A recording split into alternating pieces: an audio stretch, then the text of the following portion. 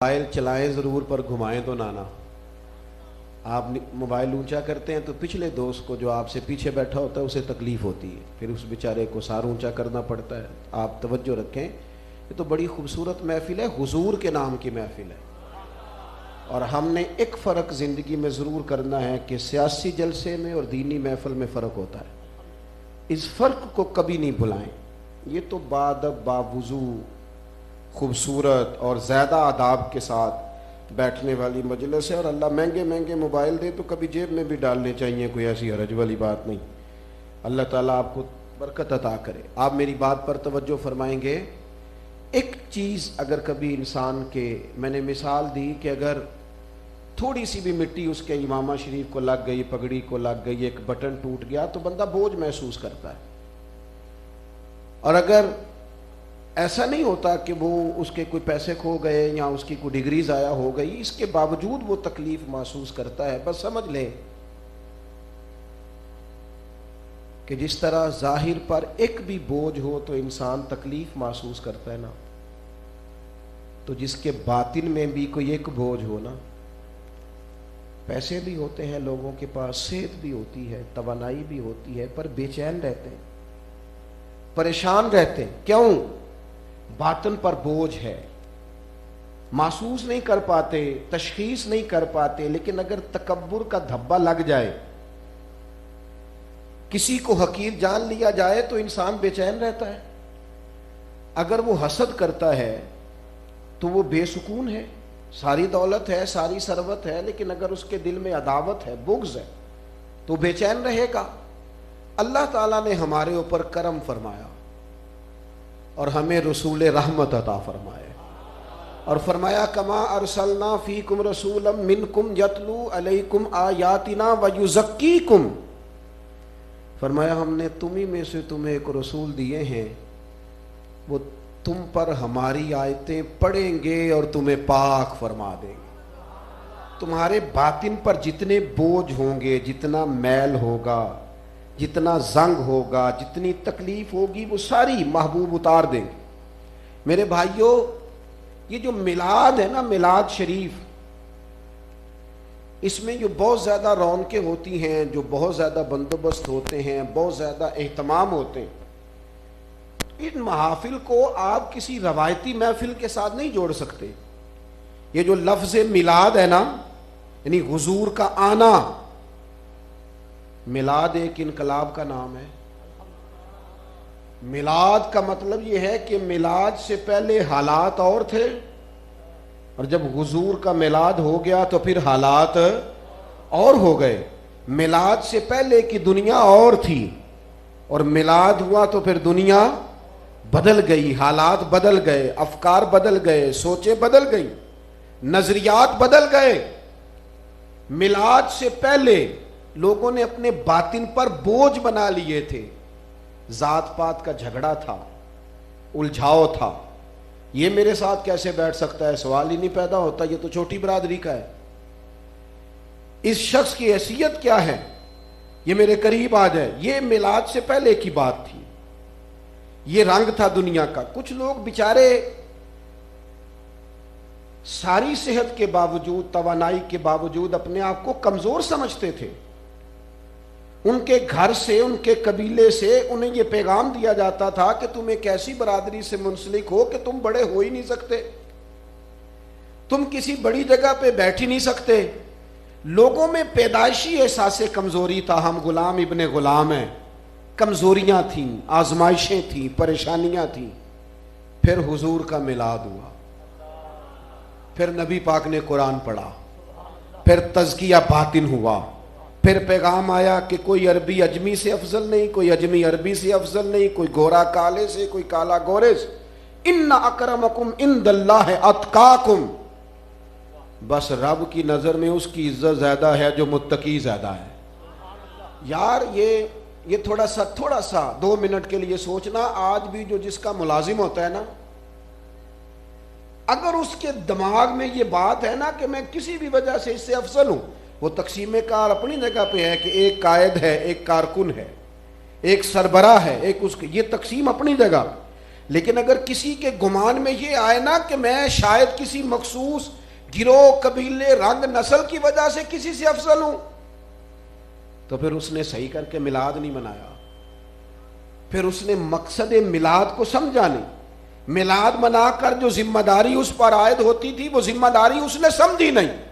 ایک دور وہ تھا کہ کالے حبشی غلام کے پیر نیچے رکھ کے اس کے اوپر چارپائی رکھ کے لوگ بیٹھے رہتے تھے۔ ایک وقت ایسا تھا کہ لوگ کہتے تھے کہ جناب آپ نے میری مرضی کے بغیر جانور دھوپ سے کھول کے چھاؤں میں کیسے باندھا، آپ اتنے سیانے ہو گئے۔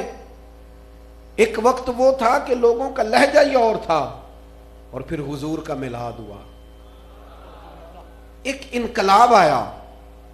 نہ تو سیدنا بلال حبشی نے کوئی ڈگری لے لی تھی، نہ بظاہر کوئی بہت زیادہ دولت ان کے پاس آ گئی تھی، بلال وہی تھے، لیکن اب چونکہ انقلاب آ گیا ہے نا، اب 24 لاکھ مربع میل کے حکمران، اور جن کی زیرک، جن کی سمجھداری، جن کی معاملہ فہمی، جن کو اللہ تعالیٰ نے یہ طاقت عطا فرمائی کہ ان کے فیصلوں کو صحیح رستہ رب کریم نے عطا فرمایا، اور جن کی کہی ہوئی باتوں سے اور کیے ہوئے فیصلوں سے انقلاب آیا، وہ حضرت عمر فاروق، جن کا نام لینے سے کیسر و کسرا اپنے گھروں میں کانپ جاتے ہیں، وہ حضرت عمر فاروق جو کسی کو خاطر میں نہیں لاتے، پر اب میلاد ہو گیا ہے نا، اب حضرت بلال آئے ہیں تو جناب فاروق اعظم اٹھ کے کھڑے ہوئے ہیں، جو کسی دنیا دار کو کچھ نہیں سمجھتے، لیکن ایک حبشی غلام کے لیے اٹھ کے کھڑے ہوئے تو حضرت بلال کی آنکھوں میں آنسو آئے۔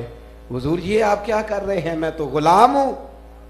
تو حضرت عمر کہنے لگے نہ کر یار، وہ تو پچھلی بات تھی، وہ تو گویا میلاد سے پہلے کی بات تھی، اب تو غلام نہیں ہے، اب تو ہم سب کا سردار ہو گیا ہے، اب تو سرداری ہے تیرے پاس، اب تو امت کی پیشوائی ہے تیرے پاس، اب تو لوگ وفا آپ سے سیکھتے، درد آپ سے سیکھتے ہیں، عشق آپ سے سیکھتے ہیں۔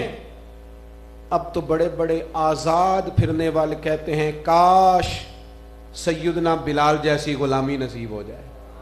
اب تو میرے بھائی آپ کے مزاج میں اگر ابھی بھی وہ تفریق ہے جو میلاد سے پہلے لوگوں کا ذہن تھا، ابھی بھی آپ اس کمزوری کا شکار ہیں، تو پھر ایک بات اچھی طرح اپنے ذہن میں بٹھا لیں کہ آپ نے مقصد میلاد کو سمجھا۔ اور ایک اور بات بھی، زیادہ وہ شخص برائی نہیں کرتا جو اپنی برادری کو بڑا سمجھتا ہے، زیادہ زیادتی وہ کرتا ہے جو اپنی برادری کو چھوٹا سمجھتا ہے، زیادہ ظلم۔ مجھے ایک بات بتاؤ، ہم جس قبیلے میں پیدا ہوئے ہیں وہ ہماری چاہت ہے کہ ہمارے رب کی مرضی ہے؟ تو جو والد، جو دادا، جو نانا، جو چاچا، جو ماموں اللہ نے میرے لیے پسند کی ہیں، مجھے بھی تو پسند ہونے چاہیے نا۔ یہ تو خالص منشا الہی ہے۔ اپنے آپ کو کمزور سمجھنا، اپنے آپ کو چھوٹا سمجھنا، اپنے آپ کو بلا وجہ احساس کمزوری کا شکار کرنا، یہ بھی تو کوئی اعلیٰ بات نہیں۔ تو میلاد سے پہلے کی بات تھی، جب کوئی بات نہیں کرنے دیتا تھا، بیچ دیتا تھا، لوگ گفتگو نہیں کرنے دیتے تھے، پھر دور بدل گیا، پھر تو اجازت تھی حضرت ابو ذر غفاری کو، پھر تو اجازت تھی حضرت ابو ایوب انصاری کو کہ وہ سیدنا فاروق اعظم کو بھی کھڑا کر کے پوچھ لیتے تھے کہ یہ آپ نے ڈبل کرتا کیسے سلوا لیا، یہ آپ نے کیسے کہا۔ اپنے اندر وہ خودداری پیدا کریں، اپنے مزاج میں وہ قوت پیدا کریں۔ غریب ہونا کوئی جرم نہیں، لیکن اپنی غریبی کو مظلومیت بنا لینا، اپنی غربت کو اپنی کمزوری بنا لینا۔ غریبو، ہم تو اتنے خوش قسمت لوگ ہیں کہ رسول پاک نے اللہ سے فقر مانگ کے لیا ہے۔ حضور کسی فقر پر مجبور نہیں، لیکن محبوب نے دعا مانگی۔ اللہ کے محبوب علیہ السلام اللہ کی بارگاہ میں عرض کہتے ہیں اللہ ایک دن کھانا دینا اور ایک وقت کا فاقہ دینا، اور میں چاہتا ہوں جب تو کھانا دے تو میں تیرا شکر ادا کروں، اور جب تو فاقہ دے تو پھر میں تیری بارگاہ میں التجا کروں۔ اپنے مزاج میں کمزوری نہ لائیں، مقصد میلاد کو سمجھیں۔ وہ کوئی اور وقت تھا جب بیٹیوں کی عزت نہیں تھی، کوئی اور وقت تھا جب گھر کی خاتون کا کوئی اکرام نہیں تھا، کوئی اور دور تھا جب لوگ عورت کو پیر کی جوتی سمجھتے تھے معاذ اللہ، پھر حضور کا ملاپ ہوا، پھر آپ کو پتہ ہے حضور نے کیا مقام دیا ہے عورت کو؟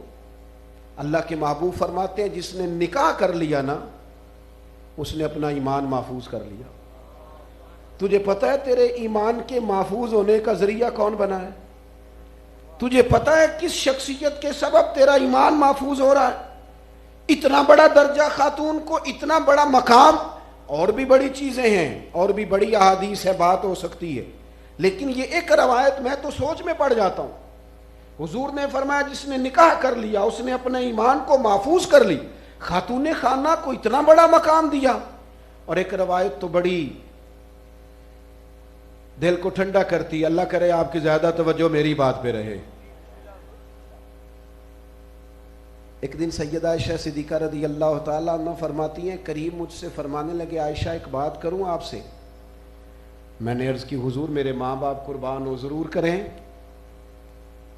تو حضور فرمانے لگے عائشہ جب آپ مجھ سے راضی ہوتی ہیں پھر بھی مجھے پتہ چل جاتا ہے، اور جب دل میں کوئی بات ہوتی ہے پھر بھی مجھے پتہ چل جاتا ہے۔ تو جناب عائشہ صدیقہ رضی اللہ تعالیٰ عنہ کہتی میری ساری توجہ حضور کی جانب ہو گئی، اور میں بڑے شوق سے بڑے کیف سے عرض کرنے لگی حضور مجھے میری ماں روئے میں اور آپ سے ناراض۔ تو حضور فرمانے لگے پھر بتاؤں میں؟ یا رسول اللہ فرمائیے۔ تو حضور فرمانے لگے عائشہ آپ کبھی کبھی قسم اٹھاتی ہیں، آپ کا مزاج ہے، آپ کبھی کبھی قسم اٹھاتی ہیں۔ یا رسول اللہ اٹھاتی ہوں۔ فرمایا جب ہوتی ہو نا راضی تو پھر کہتی ہو مجھے محمد مصطفیٰ کے رب کی قسم صلی اللہ تعالی علیہ وسلم، پھر کہتی ہو مجھے رب محمد کی قسم۔ اور فرمایا عائشہ جب آپ کے دل میں کوئی بات ہوتی ہے تو پھر آپ کہتی ہیں مجھے حضرت ابراہیم خلیل کے رب کی قسم، پھر وہ میرا نام آپ قسم میں نہیں لیتی۔ جناب عائشہ صدیقہ فرماتی ہیں لوگوں میں تمہیں بتا نہیں سکتی میرے دل کی کیفیت کیا تھی۔ کہاں عرب کا وہ معاشرہ یا خاتون کے لیے کوئی گنجائش نہیں، کوئی جگہ نہیں، بیچا اور خریدا جا رہا ہے، اور کہاں یہ ماحول کے محبوب لفظوں سے بیان کر رہے کہ آپ کیا سوچتی ہیں، کیا آپ کے دل میں ہے۔ حضرت عائشہ صدیقہ کہتی ہے میں رو پڑی اور میں نے رو کے عرض کیا یا رسول اللہ مجھے رب محمد کی قسم ہو میرے لبوں سے آپ کا نام ہی جاتا ہے، میرے دل میں آپ ہر وقت موجود رہتے ہیں۔ حضور صرف نام جاتا ہے۔ میرے عزیز جب تک آپ اس دیکھو نا ہم ڈانٹ کے ایک سائیڈ پہ ہو جاتے ہیں گھر والوں کو، آپ کو پتہ ہے حضور کے میلاد نے یہ انقلاب پیدا کیا ہے کہ دوسروں کے جذبات کا خیال رکھیں، ان کے احساسات کا خیال رکھیں۔ آپ بے شک صبح بڑے تھکے ماندے آئے ہیں، شام کو گھر آپ صبح کے گئے بڑے سارے کام کر کے آئے ہیں، لیکن اللہ تعالیٰ نے مرد اور عورت کو ایک دوسرے کا لباس بنایا۔ حضور کے میلاد نے یہ انقلاب برپا کیا ہے کہ اب وہ جو قدر ہے وہ بہت بڑی ہو گئی ہے۔ اب آپ کا مزاج یہ ہونا چاہیے کہ خاتون جو بات آپ سے کرے گی وہ کسی اور سے کر سکتی نہیں۔ آپ کے دل میں بڑی گنجائش ہونی چاہیے، باہر کی پریشانیاں باہر چھوڑ کے آئیں، باہر کی تکلیفیں باہر چھوڑ کے آئیں۔ لوگوں کا مزاج تھا، طبیعت تھی، لوگ اپنے ہی بچوں سے پیار نہیں کرتے تھے، ان کی سرداری میں فرق آتا تھا۔ شاید اب آپ میں سے زیادہ لوگوں کو اس بات کا ادراک نہ ہو، لیکن چونکہ ہم میں سے زیادہ تر لوگ دیہاتی ماحول سے تعلق رکھتے ہیں، دیہاتوں میں نا کوئی بندہ اپنا بچہ بھی کبھی اٹھا کے باہر نکل جاتا تھا نا تو والد صاحب کو شرم آتی تھی کہ میں نے بچہ اٹھایا ہوا ہے۔ یہ بعض اوقات مردانگی کے خلاف ہوتا تھا، اور اس کے دوست بھی کہہ دیتے تھے لگتا یوں ہے کہ تو بچے اٹھائے پھر تجھے کھانا ملتا ہے۔ وہ کہتا ہے ذرا ان کو باہر لے جا میں روٹی پکاتی ہوں۔ یہ مزاج ہوتا ہے، یعنی بچوں کو وقت دے، اور میں اتنا مصروف آدمی اور میں اتنا بڑا آدمی اور میرے اوپر اتنی ذمہ داریاں اور اتنا بڑا مجھے انقلاب برپا کرنا ہے اور میں بچوں کو وقت دوں، یہ کیسے ہو سکتا ہے؟ اور بہت سارے لوگ ہیں جن کے بچے اس لیے کمزور رہ گئے کہ ان کے والدین نے صرف انہیں وقت نہیں دیا، پیسہ دیا، لیکن ان کو جس وقت کی ضرورت تھی، جس ٹائم کی ضرورت تھی۔ یہ تو میلاد سے پہلے کی بات تھی، جب لوگ کسی کی پرواہ نہیں کرتے تھے، جب میلاد ہو گیا تو پھر دنیا نے عجیب منظر دیکھا کہ رسول پاک نماز پڑھنے بھی آتے ہیں تو نواسی حضور کی گود میں، سب سے بڑی نواسی جناب سیدہ زینب کی بیٹی حضرت امامہ بنت زینب حضور کی گود میں ہوتی، نماز پڑھنے آتے. اور یہ تو پھر ساری دنیا جانتی ہے نا کہ محبوب سجدے میں جاتے تو حسنین مقدس کندھوں پہ سوار ہو جاتے.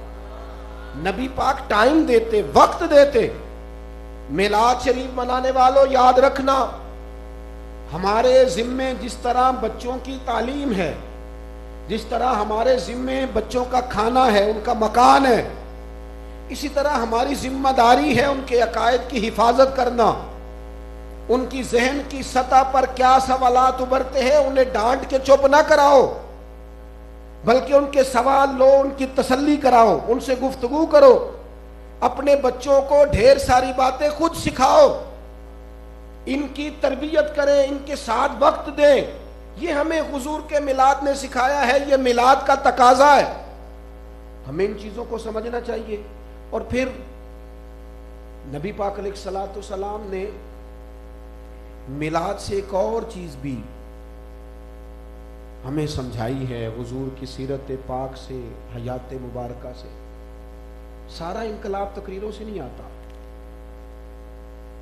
سارا انقلاب اچھی شعر و شاعری سے نہیں آتا، سارا انقلاب آپ کے بہترین جملوں سے نہیں آتا، سارا انقلاب آپ صبح 150 آدمی کو واٹس اپ کر دے ایک اچھی بات تو سارا انقلاب اس سے نہیں آتا.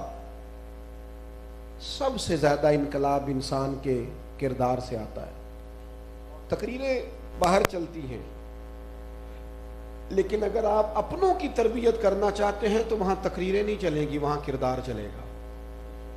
جب تک ہم اپنے کردار میں تبدیلی، مجھے ایک دفعہ ایک دوست نے دعوت دی، اب یہاں سے بھی مجھے کئی سالوں سے پیغام موصول ہو رہے تھے تو میں نے خود اپنے اوپر پابندیاں چند لگا لی ہیں، اس کی وجہ سے میں معذور تھا.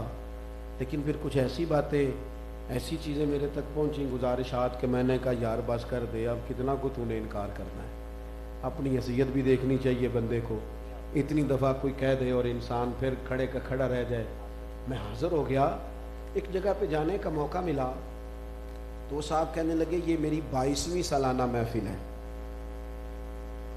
اور انہوں نے بڑے بڑے علماء کے نام بھی گنوائے، اچھے قراء، اچھے خوبصورت نعت پڑھنے والے لوگوں کے نام، بزم کو سجانے والے، چلانے والے، گفتگو پر اچھا عبور رکھنے والے اسٹیج سیکرٹری حضرات کے نام. بڑی انہوں نے معنی خیز شخصیات کی مجھے لسٹ دی. میں نے اپنے اس خوبصورت دوست سے یہ سوال کیا کان میں، کچھ نماز کا وقت درمیان میں آیا تو ہم نے نماز شروع کی، بیٹھے ہوئے تھے، محفل چل رہا تھی ابھی. میں نے ان سے کہا آپ نماز پڑھتے ہیں؟ اس بندہ 22 سال سے ایک بڑی محفل کو ارینج کر رہا ہے، اس کی اپنی عمر کتنی ہوگی؟ 22 سال تو محفل کراتے ہو گئے. میں نے ان سے کہا کہ یار آپ اتنے علماء، مشائخ، سادات، بزرگ، ناکام، اتنے لوگ مل کے بھی آپ کو نمازی نہیں بنا سکتے. ایک اتنا بھی انقلاب آپ میں نہیں آیا تو آپ نے اس محفل کو، اس ماحول کو بھلا کیا نام دیا ہوا؟ اس سے جب آپ نے کچھ نہیں پایا تو باقی کیا خیر پائیں گے؟ بعض اوقات کوئی قبولیت کا وقت ہوتا ہے، اللہ تعالیٰ نے فضل کیا اور اس بندے کی آنکھ میں نے 2 آنسو بھی چمکنے دیکھے. کہنے لگا میں وعدہ کرتا ہوں آج کے بعد پڑھا کروں. میرے عزیز یاد رکھنا، اگر ہم اپنی مزاج میں وہ خوبصورتی، مجھے کہہ لینے دیں آج ایک بڑا اجتماع ہے اور اتنے سارے علماء بیٹھے ہیں، فائدہ اٹھا لینے دیں. میلاد تو انقلاب کا نام ہے نا، کہ میلاد شریف سے پہلے غریب کی کوئی باز پرس نہیں کرتا تھا، اس سے کوئی پیار نہیں کرتا تھا، غربا چھپے چھپے رہتے تھے. لیکن میرے نبی پاک نے غریبوں سے محبت اس طرح کی کہ رسول پاک نے اختیاری فقر کو فرمایا. حضور نے فقر، دیکھیں مجبور نہیں معبود، لیکن فقر اختیاری. تو اگر میلاد کی محفل جو خالص اس انقلاب کے لیے برپا ہوئی ہے، اس میں ہم اگر یہ ماحول بنائیں کہ کچھ لوگوں کا لنگر اور ہو، کچھ کا لنگر اور ہو, اس کے لیے دسترخوان اور سجائے جائیں, اور غربا کے حصے میں پھر وہی شاپر میں چاول آئے, تو مجھے بتائیں ہم نے میلاد کا اصل رنگ سمجھا ہے؟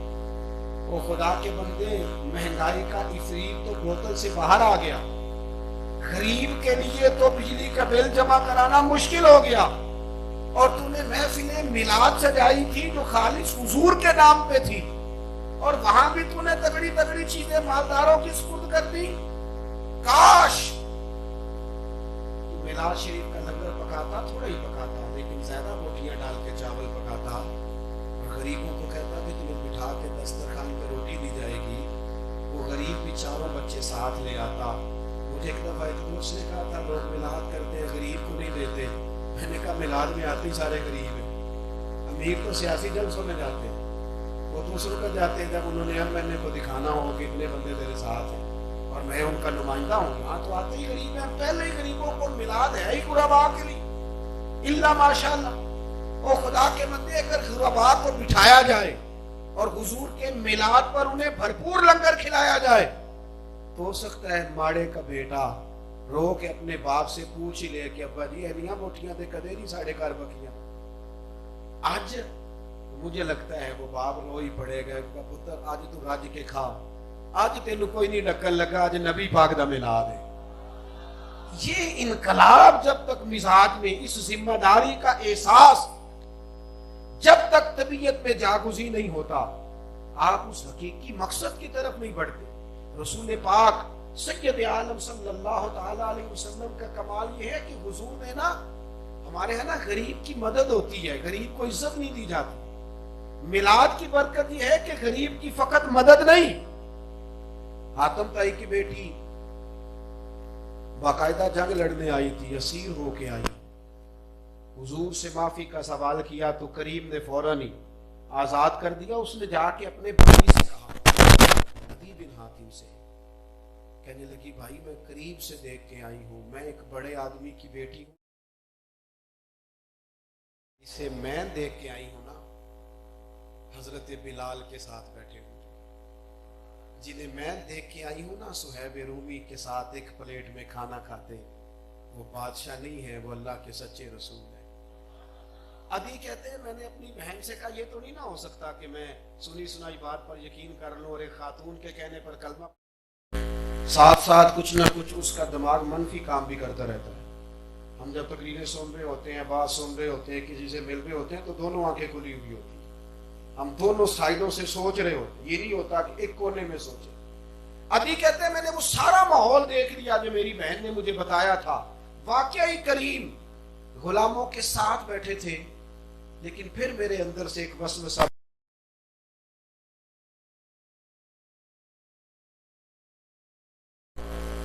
ہو سکتا ہے بہت عالیشان محل ہو. عدی کہتے ہیں اتنی بات ہوئی تھی کہ محبوب سے میری ملاقات ہوئی, تو کریم تو پھر دلوں کے حال جانتے ہیں نا. رسول رحمت علیہ الصلوۃ والسلام فرمانے لگے آپ سے یہاں بات نہیں کرنی, چلے میں آپ کو گھر لے چلتا ہوں. خیال آیا مسلمان نیک و بد پہچان جاتے ہیں, محمد آدمی کے دل کی باتیں جان جاتے ہیں صلی اللہ تعالی علیہ وسلم. کریم نے فرمایا چلو گھر لے چلتے ہیں.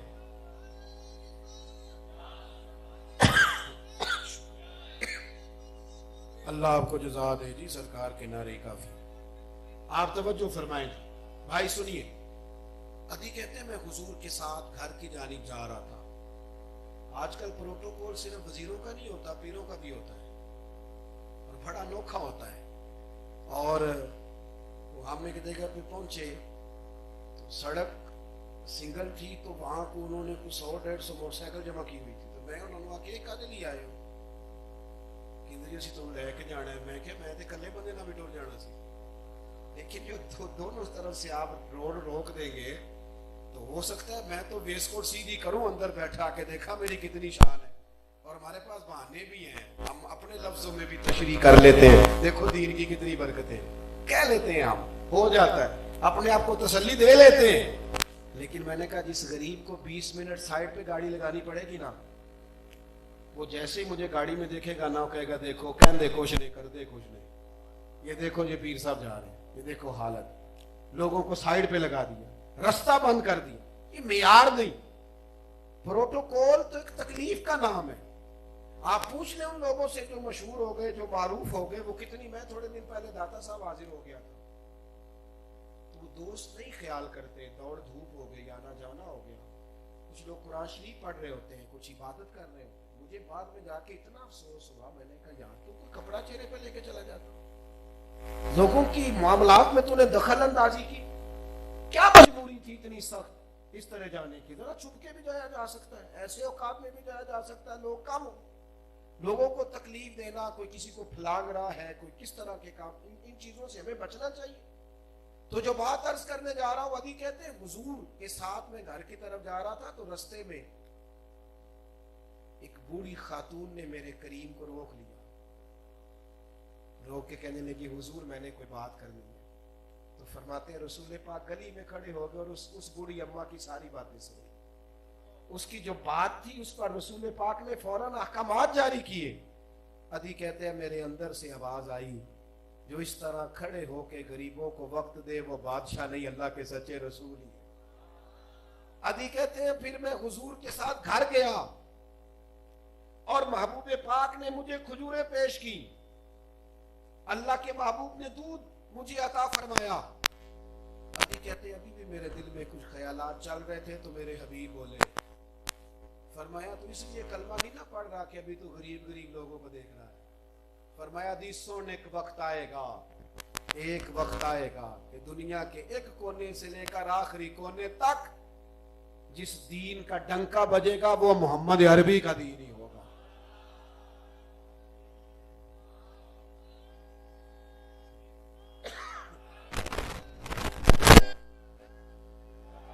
اللہ کے محبوب صلی اللہ تعالی علیہ وسلم نے نا انقلابی سوچ, میلاد ایک انقلاب کا نام, آپ کے اندر تبدیلی آ جائے, آپ اپنا کردار بطور دلیل کے پیش کریں.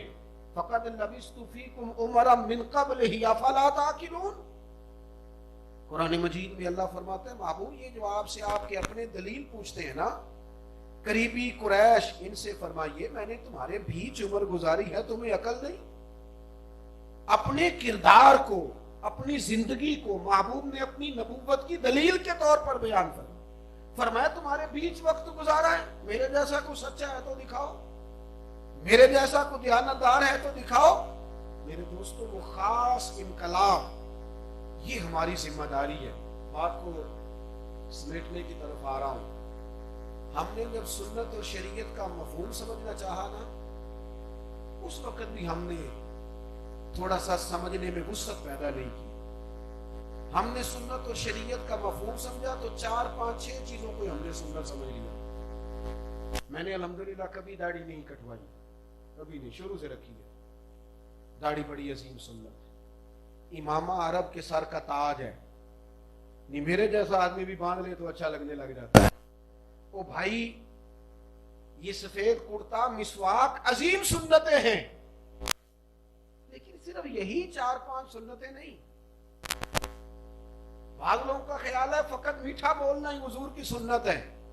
فقط میٹھا بولنا سنت نہیں. میٹھا تو بعض اوقات لوگ مطلب کے لیے بھی بولتے ہیں, اپنا کام نکلوانے کے لیے بھی بولتے ہیں. ہمیشہ سچ بولنا سنت ہے, دیانتدار رہنا سنت ہے. صرف مسواک سے دانت صاف کرنا ہی سنت نہیں, دل صاف رکھنا بھی سنت ہے. اپنے سینے کو بڑا اور کشادہ رکھنا یہ بھی حضور کی سنت. اپنے دل کے اندر ہمیشہ دوسروں کا درد رکھنا اور دوسرے کی جگہ پر بیٹھ کر سوچنا یہ بھی حضور کی سنت ہے. آپ دیکھیے ترمذی شریف, نبی پاک علیہ الصلوۃ والسلام نے فرمایا اے میرے بیٹے, اے انس, آپ سے ہو سکے تو صبح اس حال میں کرنا کہ تمہارے دل میں کسی کا بغض نہ ہو. اور حضور فرمانے لگے یہ میری سنت ہے, یہ میری ادا ہے. دل کو بڑا کریں. ہم تو صوفیاء کے ماننے والے ہیں, اور صوفیاء کہتے ہیں 14 طبق دلے دے اندر تے میں تمبو وانگوں تانے ہوں, دل دریا سمندروں ڈوبے, کون دلاں دیاں جانے ہوں. میرے عزیز کشادہ کریں. ایک مشکل کام نہ بتاؤں آپ کو اس میلاد شریف پہ, رہنے دوں.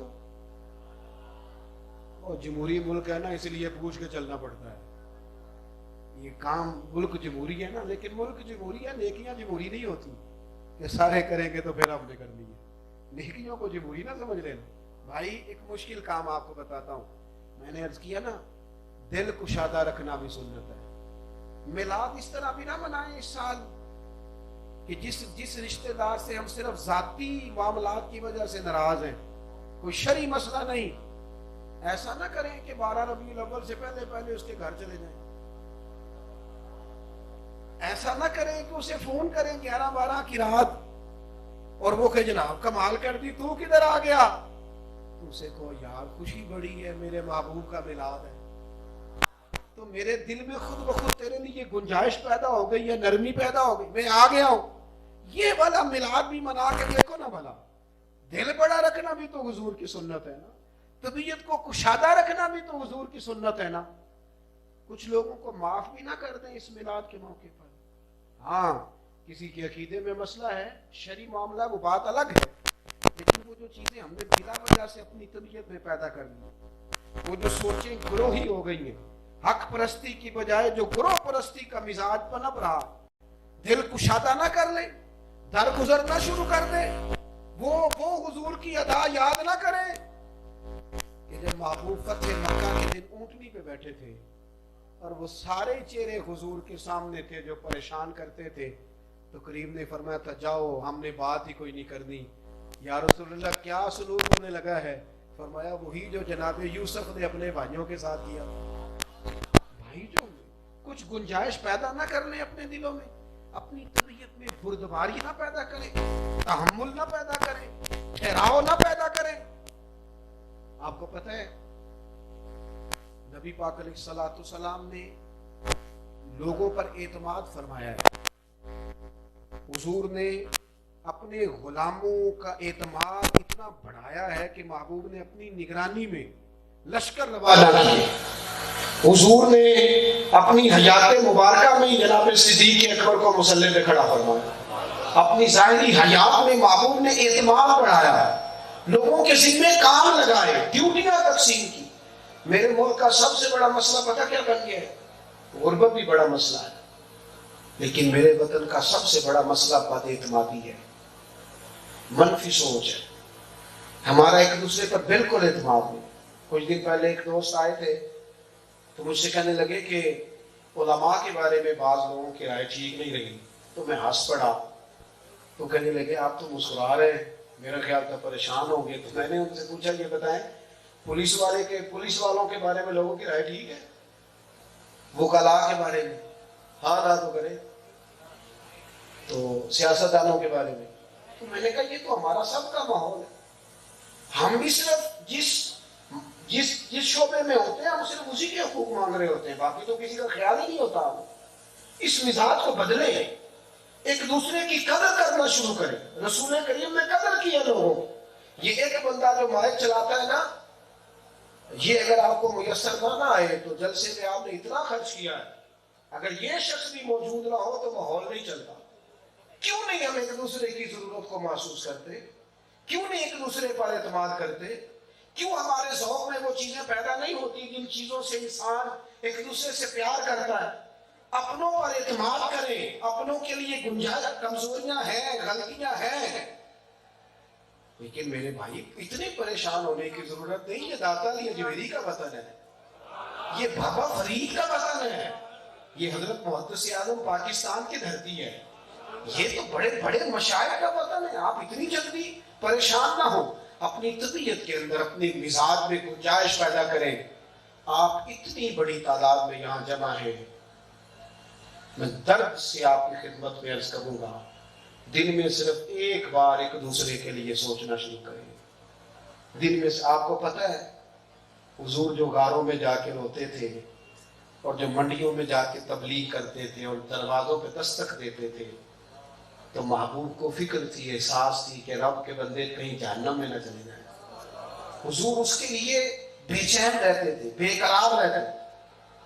ہم ایک دوسرے کے لیے بے چین کیوں نہیں رہتے؟ ہمارے دلوں میں گنجائش کیوں نہیں پیدا ہوتی؟